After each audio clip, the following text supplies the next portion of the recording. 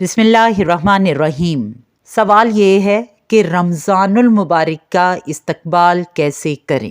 سال کے مہینوں میں افضل ترین رمضان المبارک کا مہینہ ہے، کیونکہ اللہ سبحانہ تعالیٰ نے اس ماہ کے روزے رکھنا فرض کیے۔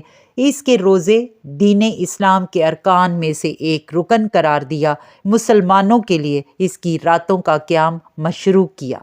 نبی کریم صلی اللہ علیہ وآلہ وسلم کا فرمان ہے، اسلام کی بنیاد 5 چیزوں پر ہے۔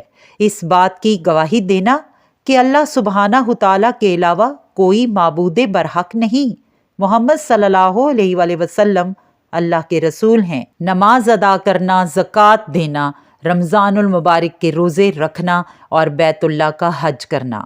ایک اور جگہ فرمان نبوی ہے، جس نے بھی رمضان المبارک کے مہینے کا اجر و ثواب کی نیت رکھتے ہوئے قیام کیا، اس کے پہلے تمام گناہ معاف کر دیے جاتے ہیں۔ رمضان المبارک کا استقبال کرنے کے لیے ضروری ہے کہ مسلمان اللہ کا شکر ادا کرے، جس نے اسے رمضان المبارک تک زندگی عطا فرمائی اور اسے توفیق نصیب فرمائی کہ وہ اس مہینے کو دیکھے، اسے زندہ رکھا کہ وہ نیک اور اعمال صالح کرنے میں دوسروں سے سبقت لے جائے۔ لہٰذا ضروری ہے کہ توبہ استغفار کرتے ہوئے اس مہینے میں داخل ہوا جائے اور قیام کرنے کی تیاری کرے، نیک اور صالح نیت اور پختہ سچے عزم کے ساتھ توبہ کرے، روزے رکھنے کی نیت بھی کرے۔